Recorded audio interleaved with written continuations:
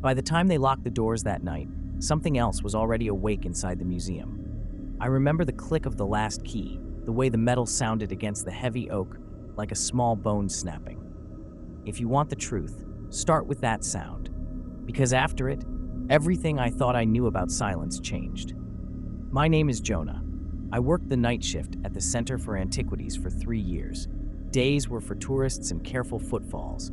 Nights were for dust, whispers of air conditioning, and the kind of absolute thick quiet that makes your ears invent noises.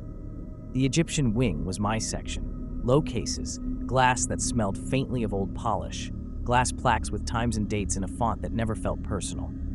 The centerpiece was a row of wooden coffins staged like lonely doors, each lid carved with faces frozen in piety or anger. People say the mummies look like robes more than bodies. When you stare long enough, they look like something that had been folded and then refused to be put away. That night, the lights were dimmed to the usual patrol level. A single lamp in the corridor cast long red-orange shadows. The HVAC hummed, steady and harmless. I did my rounds, checked the front desk, feed the motion sensors in Gallery C, tap each case to make sure the glass held. It was routine until it wasn't. Routine has a way of hiding things until they grow teeth. The first oddity was the smell, a sudden, sharp scent beneath the varnish and stone. Not rot exactly, but old linen and something else like dried citrus left too long. It hit me near the sarcophagus of Anuket, a smell that didn't belong to the room. I told myself I'd missed a cleaning crew, that some fixer had brought in a bag of oranges. I walked closer, because that's what you do when you want proof of normalcy. The air at the case felt colder than the rest of the wing, like a mouth opening briefly over your face.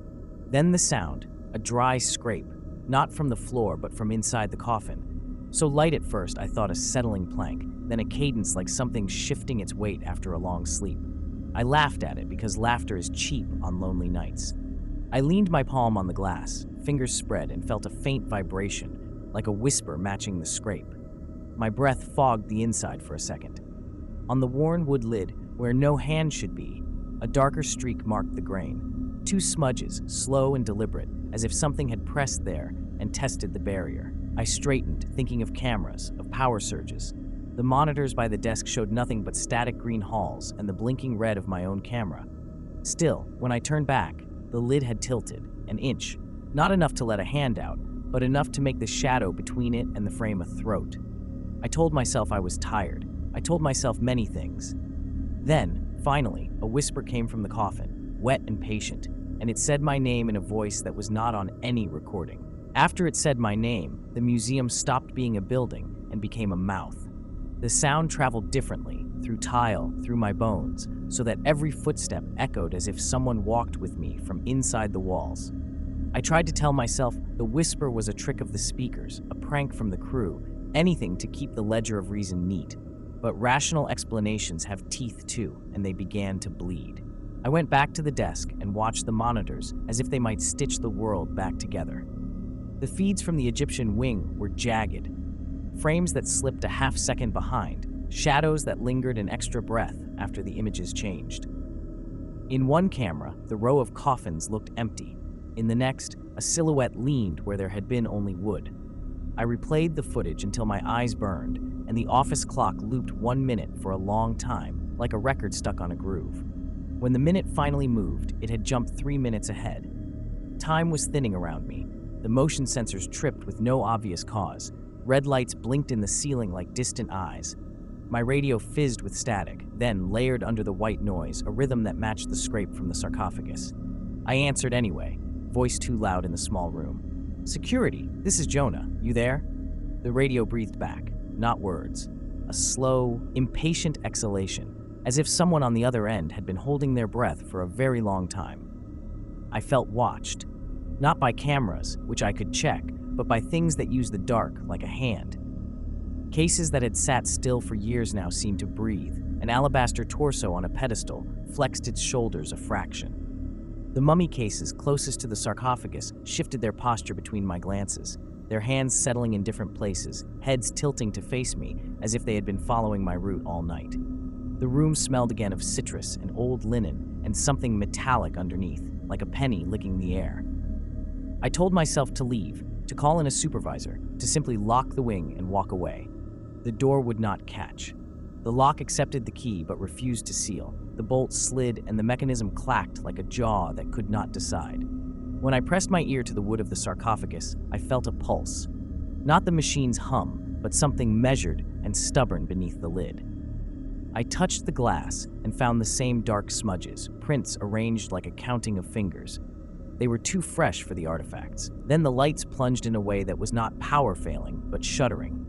Darkness arrived like a curtain drawn very quickly. In that sudden black, breath pressed against my neck, not cold air, but the wet warmth of someone leaning close. My skin crawled, my spine tightened like a wire.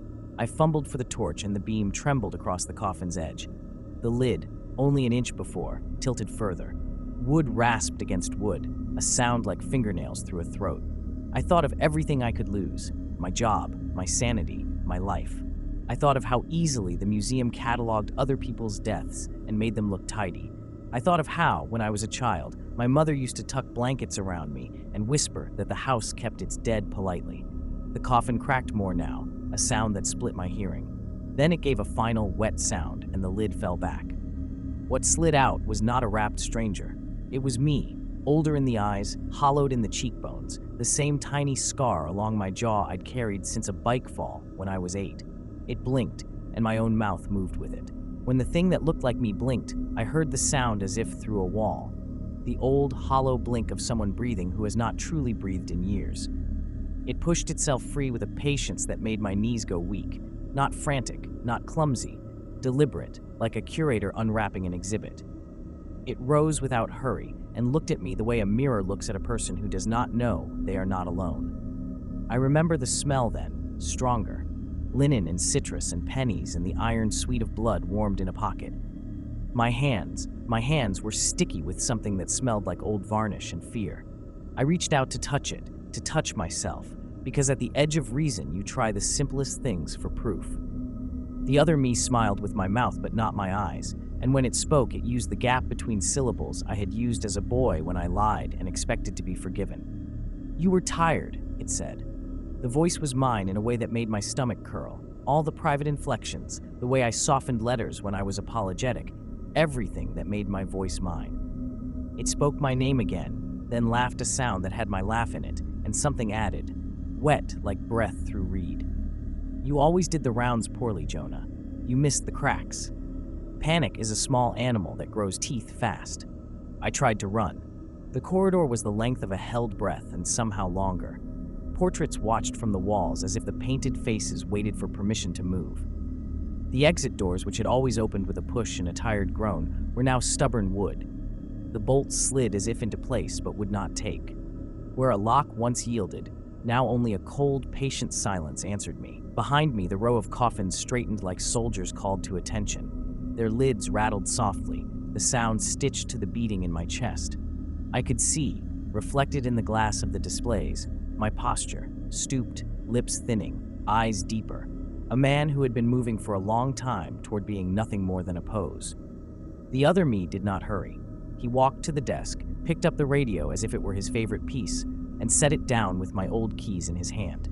He turned, and for a moment I thought he would say something that would save me, some final human mercy. But instead, he lifted his hand and tapped the glass of the sarcophagus where I stood exposed like an animal under inspection. The sound it made was small and bright, like a bell. The lid shivered, and the air around it siphoned outward with a soft, satisfied sigh. Something cold and obedient pulled at my feet. My legs moved as if they belonged to a stranger. The world leaned in and cataloged the angle of my jaw, the scar on my cheek, the fleck of paint under my nail. I could feel linen sliding across my skin, the way a page slides into place when a story closes. As the lid lowered, the museum hummed back to life. Lights returning in a sweep, cameras blinking. And there, in the reflection of the monitor, a security guard I had been training under for years watched the footage and frowned at a minute that skipped like a heartbeat. When I tried to scream, the sound echoed once, polite and small, then folded neatly into the room like an offering. The lid came down on the world I knew, and someone, my hands, the one that kept the keys, wrote a neat line on a small brass placard. "This is how museums keep their mistakes." Subscribe to Horror Story Bar.